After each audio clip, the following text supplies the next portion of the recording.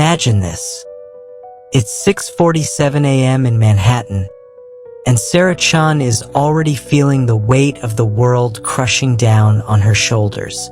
Her phone buzzes with news of another round of layoffs at her marketing firm. Her mother just called from Boston with concerning test results from her latest doctor's visit, and the text from her boyfriend last night still stings. "We need to talk," as she stares out her cramped studio apartment window at the relentless flow of traffic below. Sarah feels like she's drowning in circumstances completely beyond her control. If you've ever felt like Sarah, you're not alone. Every one of us, at some point, experiences that overwhelming sensation that life is spinning wildly out of control. Whether it's a lost job, a broken relationship, financial stress, or just the chaotic pace of our daily routines. These moments can leave us feeling helpless, anxious, and completely at the mercy of forces we can't influence. But what if I told you there's a way to not just survive these challenges, but to actually thrive amidst them? Today, we're diving deep into the timeless wisdom of Lucius Aeneas Seneca, a Roman philosopher who lived through political upheaval, personal tragedy, and the volatile reign of Emperor Nero, yet managed to maintain remarkable inner peace and clarity. Seneca wasn't just a theoretical philosopher writing from an ivory tower. He was a practical man who served as advisor to emperors, managed vast wealth, and faced real-world crises that would break most people. His teachings on Stoicism aren't abstract philosophical musings.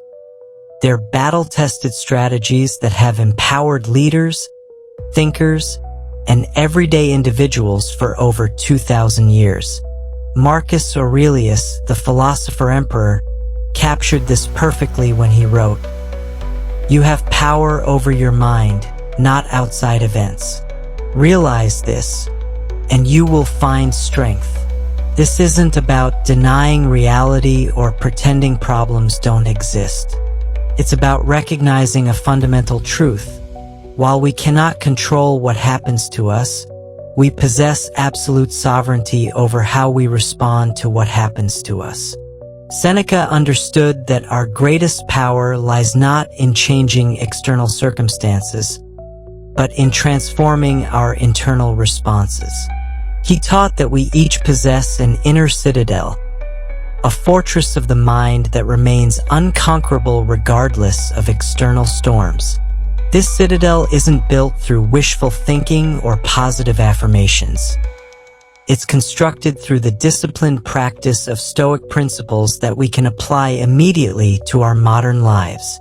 By the end of this exploration, you'll have a complete toolkit of Stoic strategies to help you cultivate unshakable mental toughness and reclaim control over your emotions and reactions, no matter what life throws your way.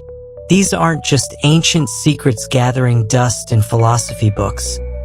They're practical, actionable techniques that can transform how you navigate the complexities of contemporary American life, from the boardrooms of Wall Street to the coffee shops of Seattle. 1. Mastering the art of singular focus. David Martinez sits in his San Francisco tech office at 2:30 p.m., surrounded by 3 monitors displaying code, Slack notifications pinging every 30 seconds, his phone buzzing with text messages, and his smartwatch reminding him about his 3 p.m. meeting. He's simultaneously debugging a critical software issue, responding to urgent emails, participating in a video call that's muted in the background, and trying to finish a project proposal that was due yesterday. Despite working 12-hour days, David feels like he's constantly behind. His work quality is declining, and he goes home each night feeling mentally exhausted yet unaccomplished. Sound familiar? This scenario perfectly illustrates what Seneca warned against over 2 millennia ago when he observed, "To be everywhere is to be nowhere." In our hyperconnected world that celebrates the myth of multitasking, we've forgotten a crucial truth that ancient Stoics understood deeply: the extraordinary power of singular focus. Modern neuroscience has now proven what Seneca knew intuitively. Our brains are not designed to handle multiple complex tasks simultaneously. When we attempt to multitask, we're not actually doing multiple things at once.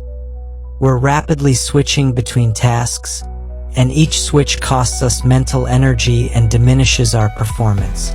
Marcus Aurelius, writing in his personal journal that would become Meditations, captured this principle beautifully.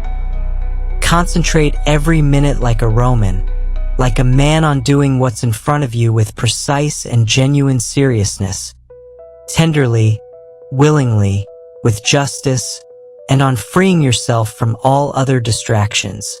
Notice the specificity of his language.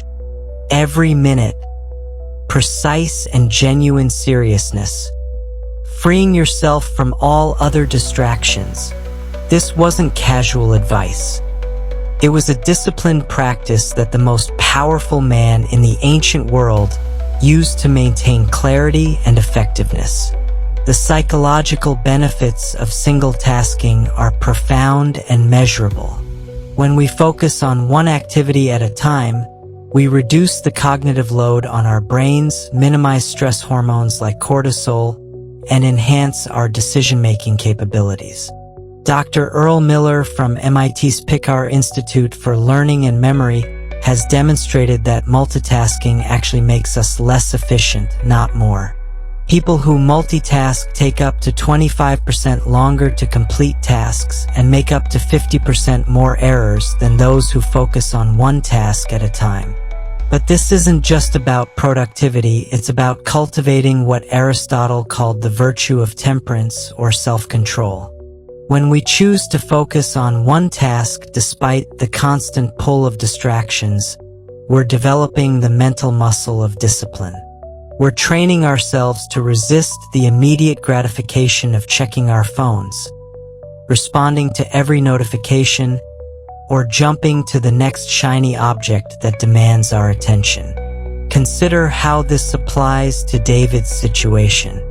Instead of trying to juggle multiple tasks poorly, imagine if he implemented what we might call Stoic time blocking.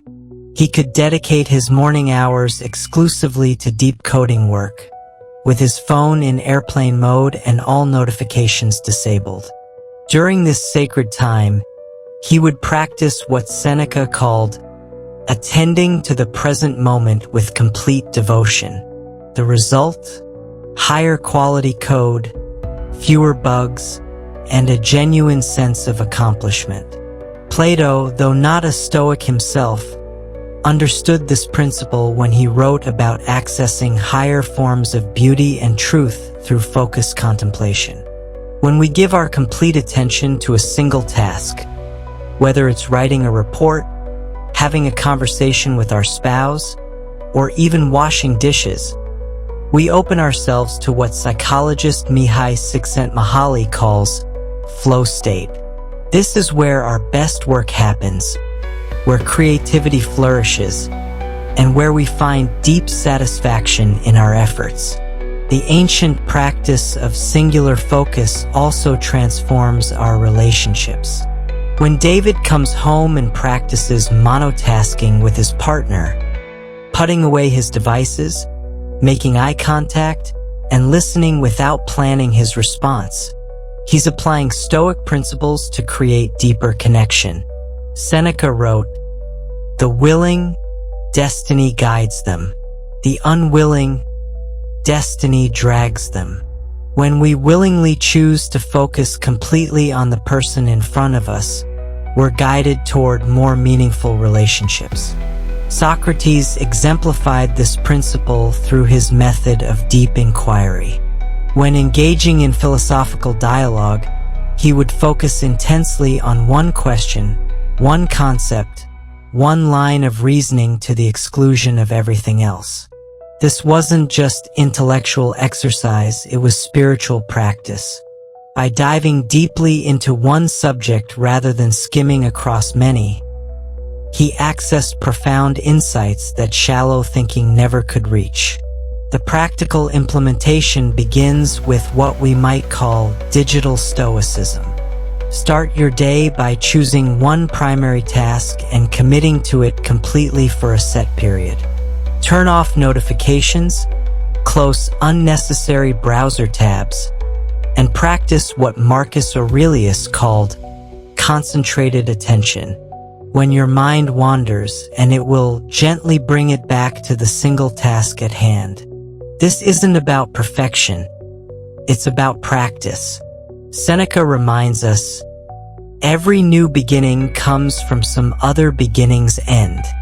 Each time we choose focus over fragmentation, we're ending our old patterns and beginning a new way of being. We're rejecting the chaos of modern multitasking and embracing a more deliberate, purposeful mode of existence. The Stoic practice of singular focus doesn't just make us more productive, it makes us more thoughtful, peaceful, and balanced individuals. It's a daily rebellion against the scattered attention that characterizes modern life and a return to the deep satisfaction that comes from doing one thing exceptionally well. 2. Philosophy as the guardian of impulse. At 3:17 a.m. in Chicago's Northwestern Memorial Hospital emergency room, Maria Gonzalez feels her jaw clench as yet another patient screams profanities at her for the third time in an hour. The man, clearly intoxicated, is demanding immediate attention while she's trying to stabilize a car accident victim. Her first impulse is to snap back, to tell him exactly what she thinks about his entitled attitude.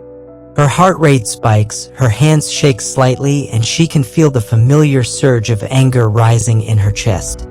But instead of reacting, Maria takes a deep breath and remembers something she learned from studying Stoic philosophy. Between stimulus and response there is a space. In that space is our power to choose our response. In our response lies our growth and our freedom. This moment perfectly illustrates what Seneca meant when he observed, all the greatest torments are the result of an undisciplined mind.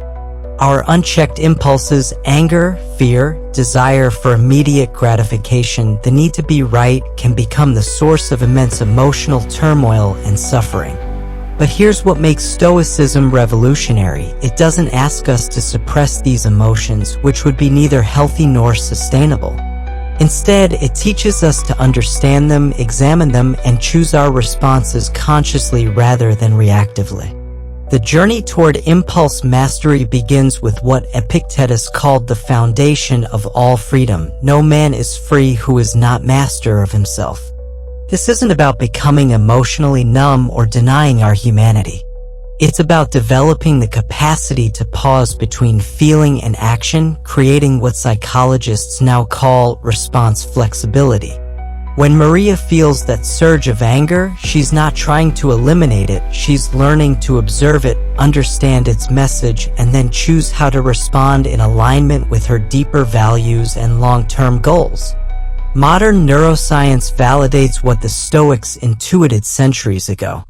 Dr. Daniel Siegel's research on the brain shows that when we're triggered emotionally, our amygdala, the brain's alarm system, can hijack our prefrontal cortex, our rational thinking center. The Stoic practice of pausing and examining our impulses literally gives our prefrontal cortex time to come back online, allowing us to respond from wisdom rather than react from emotion. Aristotle's concept of the golden mean provides a practical framework for this work. He taught that virtue lies in finding the balance between excess and deficiency. Courage, for instance, is the mean between recklessness, excess, and cowardice, deficiency. Applied to impulse control, we're seeking the sweet spot between spontaneous reactivity and complete emotional shutdown. We want to be responsive, not reactive, engaged, not detached. Consider how this plays out in Maria's situation. Her anger at the disruptive patient isn't wrong, it's actually appropriate information telling her that boundaries are being crossed. But what she does with that anger determines whether it becomes destructive or constructive. Instead of lashing out, she might firmly but calmly set boundaries. "Sir, I understand you're concerned about your wait time. I need you to lower your voice so I can focus on helping everyone here, including you." This response acknowledges the emotion without being controlled by it. Marcus Aurelius, writing in his private journal during military campaigns, captured this perfectly. "You have power over your mind, not outside events. Realize this and you will find strength." He wasn't sitting in a peaceful garden when he wrote this. He was dealing with plagues, wars, and political upheaval. Yet he understood that his greatest power lay not in controlling external circumstances, but in mastering his internal responses to those circumstances. The practical application involves what we might call philosophical debugging. Just as a programmer debugs code by examining each line carefully, we can debug our emotional responses by examining each impulse consciously. When Maria feels triggered, she might ask herself, "What is this emotion telling me? What would my highest self do in this situation? How can I respond in a way that aligns with my values of compassion and professionalism?" Seneca provides another powerful tool. "The mind that is not baffled is not employed. The impeded stream is the one that sings." Our challenging moments, like Maria's difficult patient, aren't obstacles to our growth, they're opportunities to practice our philosophical principles. Each time we choose wisdom over reactivity, we're strengthening what the Stoics called our ruling faculty, our capacity for rational, virtuous response. This practice extends far beyond crisis moments. Consider the daily impulse to check our phones during conversations, to interrupt others when they're speaking, to buy things we don't need, or to avoid difficult conversations. Each of these moments is an opportunity to practice what Epictetus called prosoche, continuous attention to the present moment and our responses within it. The transformation isn't immediate, but it's profound.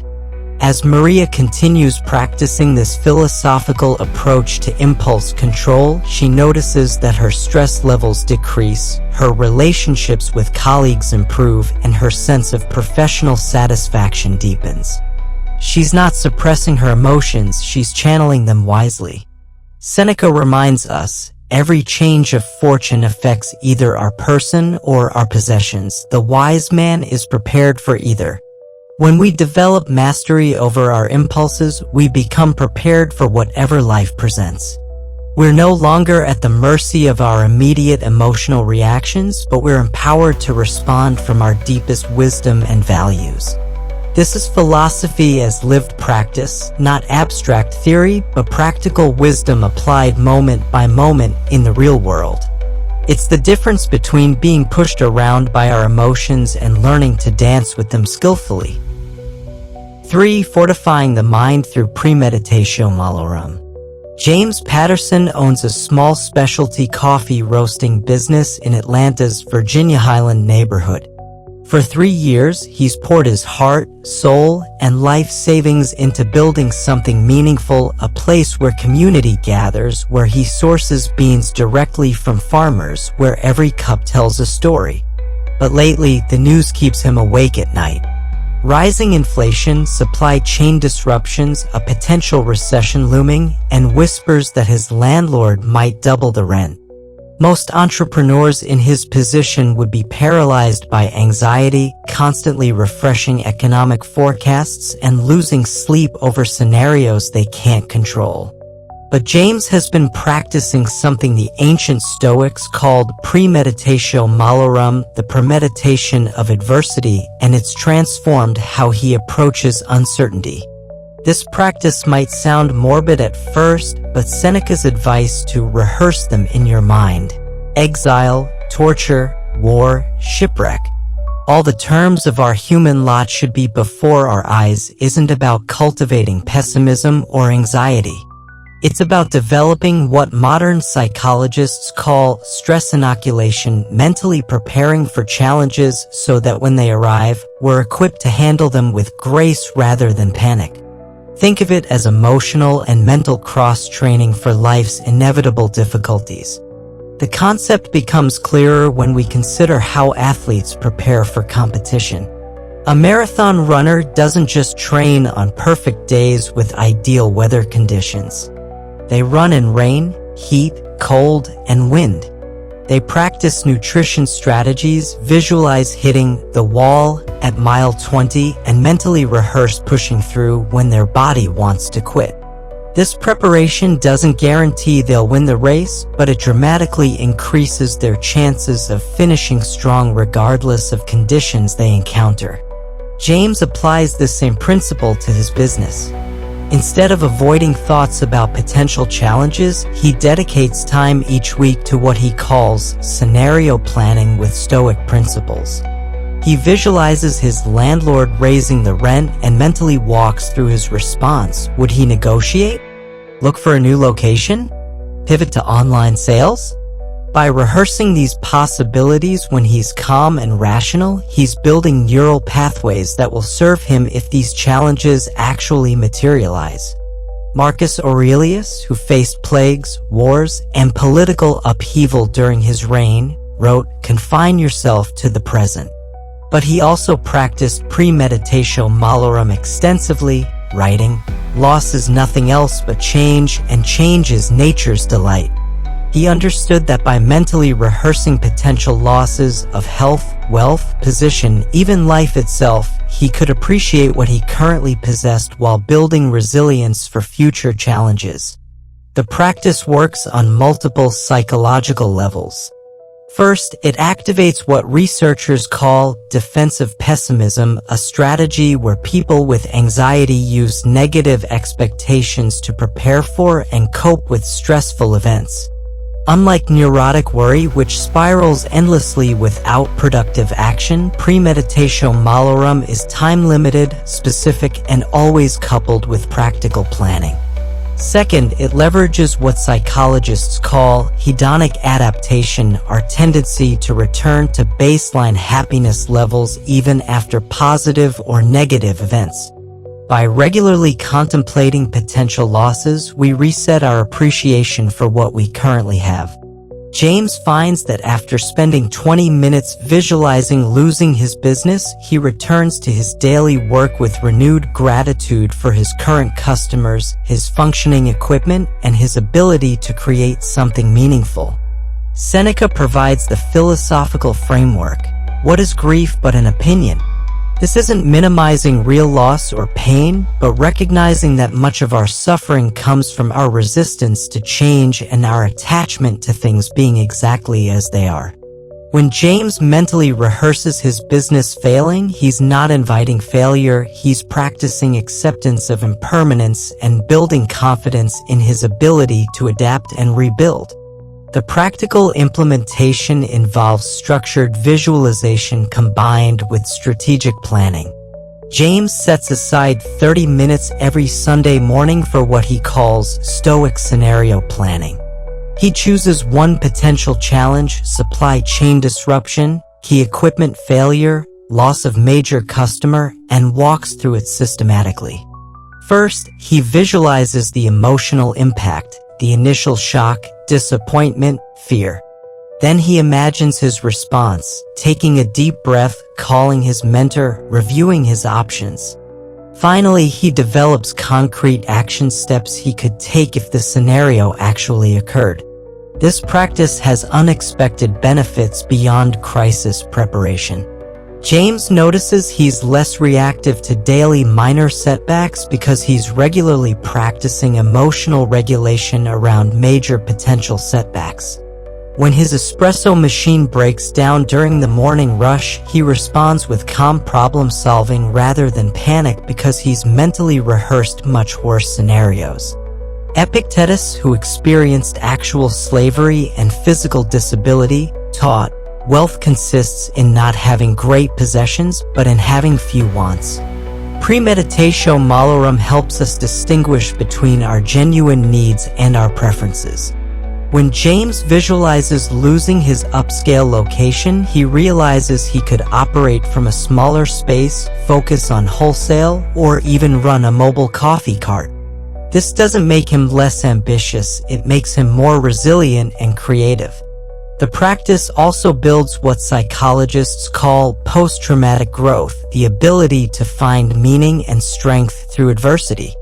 By regularly contemplating challenges, we're not just preparing to survive them, we're preparing to learn from them, grow through them, and potentially help others facing similar difficulties. Seneca reminds us, the mind that is anxious about future misfortunes is miserable. Premeditatio Malorum isn't about anxious rumination, it's about thoughtful preparation that actually reduces anxiety by building confidence in our ability to handle whatever comes. It's the difference between being blindsided by change and being prepared to dance with uncertainty. When we practice this ancient wisdom, we develop what the Stoics called ataraxia, unshakable tranquility that comes not from avoiding life's storms, but from knowing we have the inner resources to weather them with dignity and grace. 4. Embracing voluntary discomfort for inner strength. Lisa Chun stands outside the conference room in her Denver marketing agency, her palms sweating and heart racing. Inside, the company's senior leadership team is waiting for her presentation on a new client strategy, a presentation she volunteered to give despite her terror of public speaking. 6 months ago, Lisa would have found any excuse to avoid this moment. She would have delegated to a subordinate, called in sick, or simply declined the opportunity altogether. But something has changed in her approach to discomfort. Instead of running from challenges that scare her, she's begun deliberately seeking them out. This isn't masochism or self-punishment. It's the ancient Stoic practice of voluntary hardship, and it's transforming her life in ways she never imagined possible. Seneca captured this principle perfectly when he wrote, "Difficulties strengthen the mind, as labor does the body. Just as we don't build physical strength by avoiding heavy weights, we don't build mental resilience by avoiding psychological challenges." The Stoics understood that comfort, while pleasant, can become a trap that weakens our capacity to handle life's inevitable difficulties. By voluntarily embracing discomfort when we have the choice, we expand our comfort zone and build confidence in our ability to handle whatever life throws at us. This practice runs counter to everything our modern culture teaches us. We're surrounded by messages that comfort is the goal, that we should avoid pain at all costs, that convenience and ease are the measures of a successful life. Our entire economy is built on making things easier, faster, more comfortable. But the Stoics recognized a profound truth that modern psychology has now validated. Growth happens at the edge of our comfort zone, and resilience is built through progressive exposure to manageable challenges. Lisa's journey began when she read about Seneca's own practices. The wealthy Roman philosopher would periodically live as if he were poor, eating simple foods, wearing basic clothing, sleeping on hard surfaces, not because he enjoyed suffering, but because he wanted to prove to himself that he could be happy with less. As he wrote, "Set aside a certain number of days, during which you shall be content with the scantiest and cheapest fare, with coarse and rough dress, saying to yourself the while, 'Is this the condition that I feared?'" The psychological mechanisms behind voluntary hardship are fascinating. When we deliberately choose discomfort, we're engaging what researchers call stress inoculation training. Just as vaccines expose us to weakened versions of diseases to build immunity, voluntary challenges expose us to manageable versions of stress to build psychological resilience. Dr. Richard Dienspire's research on toughness training shows that people who regularly expose themselves to controllable stressors develop better stress responses, improved immune function, and greater emotional stability. Lisa started small. She began taking cold showers, not because she enjoyed them, but because they taught her that she could tolerate discomfort without it controlling her. She started walking to work instead of driving, embracing the inconvenience of weather and the physical challenge of the extra mile.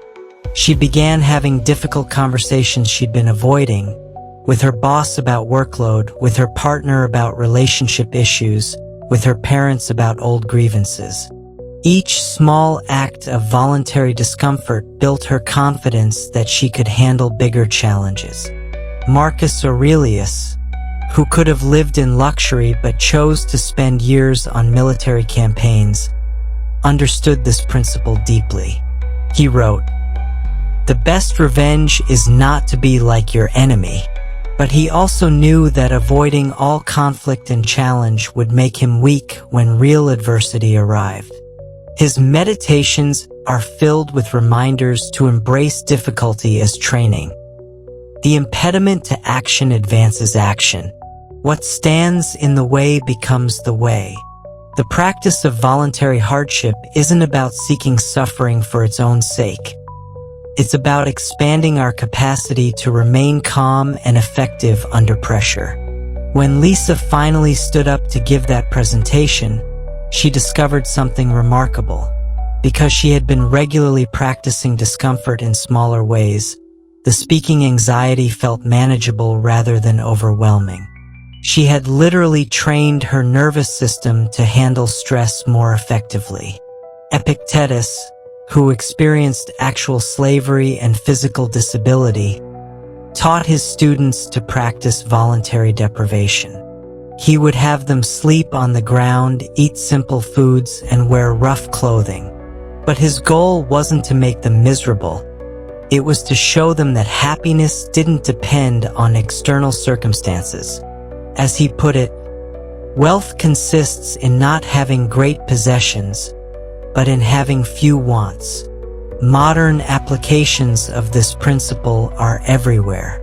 Athletes train in conditions harder than competition. Military personnel practice in scenarios more challenging than actual missions. Musicians rehearse pieces more difficult than their performances. The principle works because it builds what psychologists call self-efficacy. Confidence in our ability to handle challenges based on past experience of successfully handling challenges. Lisa now applies this principle systematically. She volunteers for projects that stretch her skills. She takes on leadership roles that require her to navigate conflict. She practices public speaking at Toastmasters, not because she loves it, but because she knows it makes her stronger. She's even started doing things like fasting occasionally, not for weight loss, but to prove to herself that she can handle hunger without panic. The transformation extends beyond individual challenges. Lisa finds that by regularly practicing voluntary discomfort, she's less reactive to involuntary discomfort. When her flight gets canceled, when her computer crashes, when unexpected problems arise at work, she responds with calm problem-solving rather than emotional reactivity. She's built what the Stoics called the discipline of desire, the ability to want what happens rather than demanding that what she wants must happen. Seneca reminds us, every new beginning comes from some other beginning's end. Each time we choose the harder path when we could choose the easier one, we're ending our old patterns of avoidance and beginning new patterns of courage. We're not just building tolerance for discomfort, we're building confidence in our ability to thrive in any circumstances. This isn't about becoming hard or callous. It's about becoming anti-fragile, not just surviving challenges, but growing stronger through them. 5. Mastering Perception to Transcend Victimhood. Michael Rodriguez sits in his empty Phoenix classroom at 4:30 p.m., staring at the email that just shattered his afternoon peace. The school district has announced another round of budget cuts, no new textbooks this year, class sizes increasing to 35 students, and his request for updated technology has been denied for the third consecutive year. His first instinct is familiar and seductive: anger at the administration, frustration with politicians who don't value education, resentment toward parents who complain about his teaching while voting against school funding measures.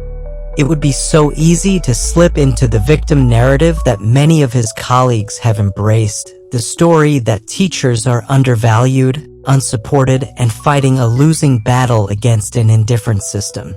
But Michael has been studying Stoic philosophy for 2 years now, and he recognizes this moment as a crucial test of one of Seneca's most profound insights: we suffer more often in imagination than in reality. The budget cuts are real, the challenges are genuine, but his interpretation of these events, not the events themselves, will determine whether this becomes a source of strength or a source of suffering.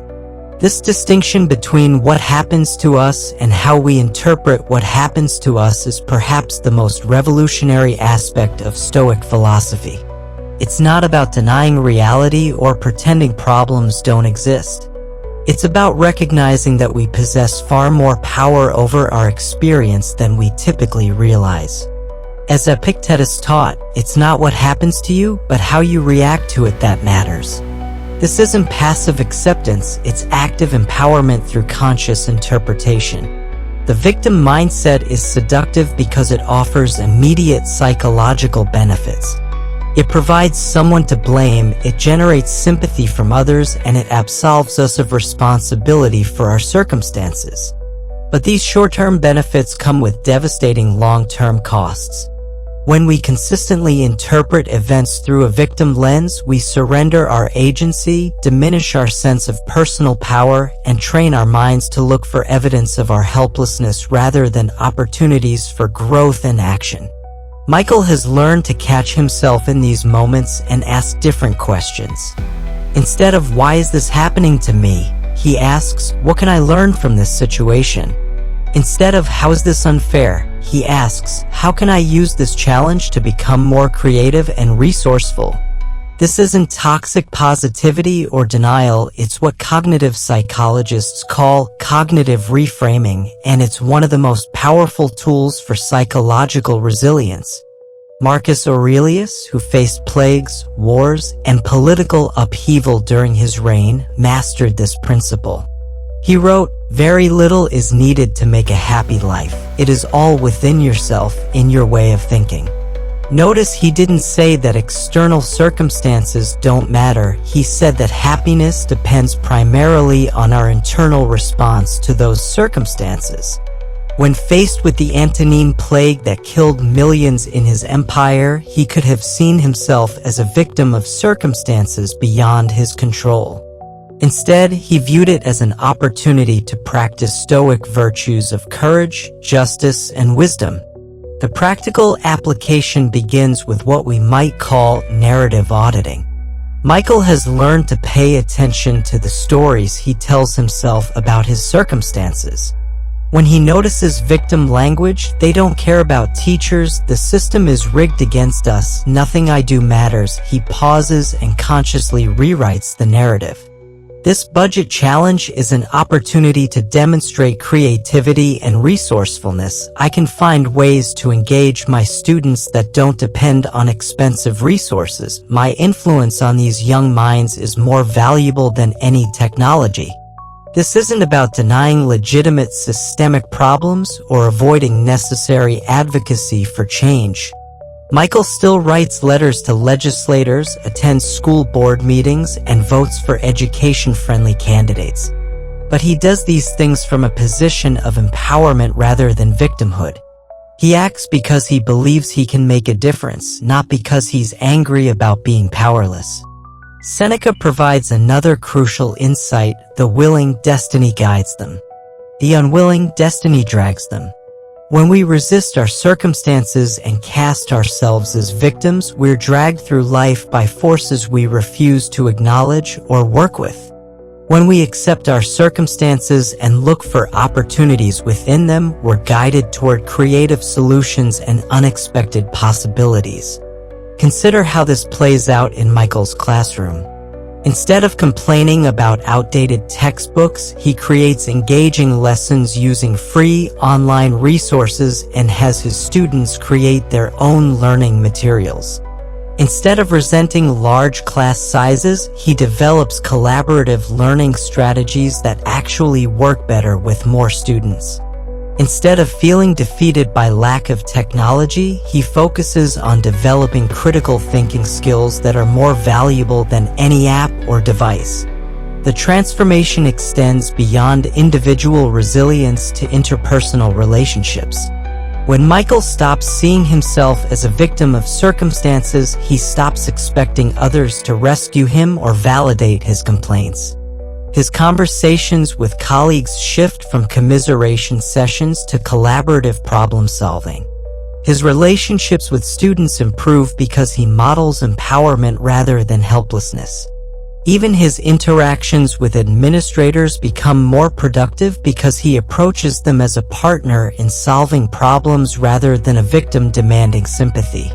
Viktor Frankl, a Holocaust survivor and psychologist, captured this principle powerfully. Everything can be taken from a man but one thing, the last of human freedoms, to choose one's attitude in any given set of circumstances.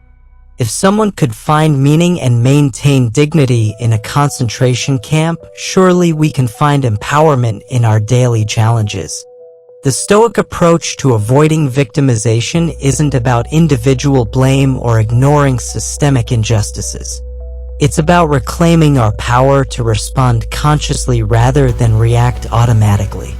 It's about recognizing that while we cannot control what happens to us, we retain absolute sovereignty over what we make it mean. Seneca reminds us, the mind that is anxious about future misfortunes is miserable. When we interpret current challenges as evidence of our victimhood, we create anxiety about future challenges.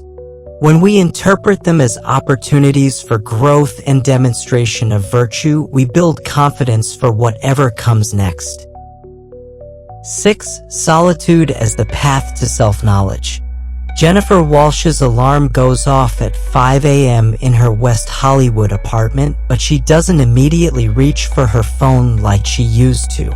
6 months ago, her morning routine was a frantic scramble, checking emails before her feet hit the floor, scrolling through social media while brushing her teeth, listening to podcasts during her commute, and arriving at her entertainment law firm already mentally exhausted from information overload. As one of LA's rising legal stars representing A-list celebrities, Jennifer's days are filled with high-stakes negotiations, demanding clients, and the constant pressure to be on in a city that never stops performing. But something fundamental has shifted in how she begins each day, and it's transforming not just her mornings, but her entire relationship with herself and her work. Instead of immediately plugging into the digital matrix, Jennifer now spends the first hour of each day in deliberate solitude. She sits in her small balcony garden, watching the sunrise paint the Hollywood hills in shades of gold and amber, with nothing but a journal and her thoughts for company. This isn't laziness or self-indulgence, it's the ancient Stoic practice that Seneca advocated when he counseled, retire into yourself as much as possible. This guidance isn't an encouragement toward isolation or antisocial behavior, but rather an invitation to engage in the deep self-reflection and introspection that our hyper-connected world desperately lacks. The distinction between solitude and loneliness is crucial here. Loneliness is the painful awareness of being disconnected from others. Solitude is the deliberate choice to spend time with ourselves, to know ourselves deeply, and to cultivate what Marcus Aurelius called our inner citadel.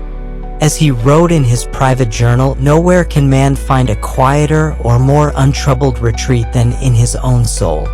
This wasn't written from a peaceful monastery, it was penned during military campaigns, surrounded by the chaos of war and the demands of empire. Yet he understood that true sanctuary isn't found in external circumstances, but in the quality of our relationship with ourselves. Jennifer's journey into solitude began when she realized she had become a stranger to herself. Despite her professional success, she felt hollow, reactive, and constantly seeking validation from external sources. She could negotiate million-dollar contracts and handle celebrity meltdowns, but she couldn't sit quietly with her own thoughts for 10 minutes without reaching for her phone. The constant noise of modern life, notifications, meetings, entertainment, social media had drowned out her inner voice to the point where she wasn't sure what she actually wanted versus what she thought she should want. The practice of solitude that Jennifer has embraced isn't passive meditation or empty mind techniques. It's what the Stoics called prosoc, active, engaged self-examination. During her morning solitude, she practices what Seneca recommended, reviewing her actions from the previous day, examining her motivations, questioning her assumptions, and aligning her choices with her deepest values. She asks herself challenging questions. What did I do yesterday that reflected my highest values? Where did I act from ego rather than wisdom? What patterns am I repeating that no longer serve me? This kind of structured self-reflection has been validated by modern psychology. Dr. Susan David's research on emotional agility shows that people who regularly engage in self-reflection demonstrate higher levels of self-awareness, better decision-making, and greater life satisfaction. They're less likely to be controlled by unconscious patterns and more likely to make choices aligned with their authentic values. Aristotle, though not a Stoic, understood the connection between self-knowledge and human flourishing. He believed that eudaimonia, often translated as happiness but better understood as flourishing, required deep self-understanding. In his view, we cannot live well without knowing who we are, what we value, and what kind of life would allow us to express our highest potential. This knowledge doesn't come from external sources, it emerges through sustained introspection and honest self-examination. Jennifer's solitude practice has revealed patterns she never noticed when she was constantly externally focused. She discovered that her drive for professional success was partly motivated by childhood feelings of inadequacy. She realized that her tendency to overwork was often an avoidance strategy for dealing with deeper emotional issues. She noticed that her best creative insights came not during busy periods, but during quiet moments when her mind had space to wander and connect disparate ideas. Epictetus, who understood both slavery and freedom intimately, taught that true freedom comes from self-mastery, and self-mastery requires self-knowledge. He wrote, "It is in your power to withdraw yourself whenever you desire. Perfect tranquility within consists in the good ordering of the mind, the realm of your own." This good ordering of the mind doesn't happen automatically, it requires the kind of deliberate attention that solitude makes possible. The practice has unexpected benefits beyond personal insight. Jennifer finds that her relationships have deepened because she's more present when she's with others. Having spent quality time with herself, she's less needy for constant external validation and more capable of genuine connection. Her professional performance has improved because she's clearer about her values and boundaries. She's more creative because her mind has space to generate original ideas rather than constantly consuming others' thoughts. The challenge in our modern world isn't finding time for solitude, it's overcoming our addiction to stimulation and our fear of being alone with ourselves. We've become so accustomed to constant input that silence feels uncomfortable, even threatening. But as Seneca observed, the mind that is not baffled is not employed. Our discomfort with solitude often signals that we need it most. Jennifer's morning practice has evolved into what she calls strategic solitude, deliberately carved out time for deep thinking about important decisions, creative problem solving, and values clarification. Before making major career moves, she spends extended time in reflection, ensuring her choices align with her authentic desires rather than external pressures. The Stoic practice of solitude isn't about becoming a hermit or avoiding human connection. It's about developing such a rich, honest relationship with ourselves that we can engage more authentically with others. It's about creating space for wisdom to emerge from within rather than constantly seeking answers from external sources. As we reach the end of our journey through Seneca's transformative teachings, let's revisit our modern Stoic practitioners and see how these ancient principles have woven together to create lives of greater resilience, purpose, and inner peace. Sarah in Manhattan has learned to distinguish between what she can and cannot control, finding strength in her responses rather than despair in her circumstances. David in San Francisco has discovered the profound satisfaction that comes from focused attention, trading scattered productivity for deep accomplishment. Maria in Chicago has mastered the art of responding rather than reacting, bringing philosophical wisdom to her high-pressure work environment. James in Atlanta has built anti-fragility through mental preparation, facing uncertainty with confidence rather than anxiety. Lisa in Denver has expanded her comfort zone through voluntary challenges, proving to herself that she's capable of far more than she ever imagined.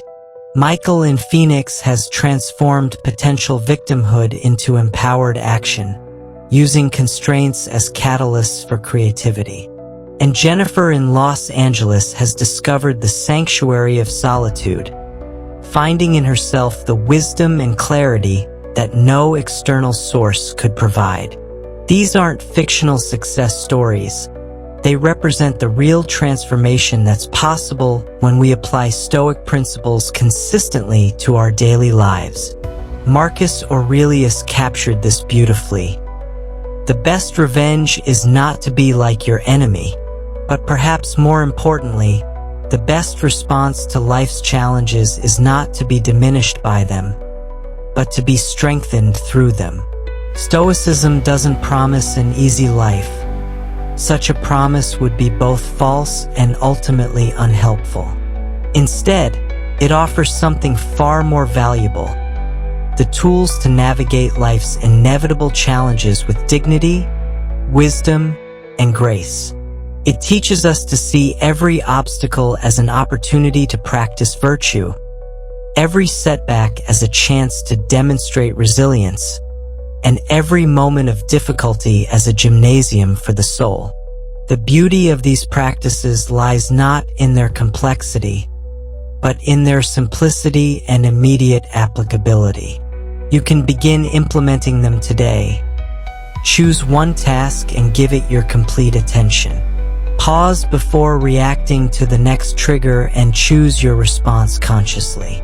Spend 10 minutes visualizing a potential challenge and planning your response.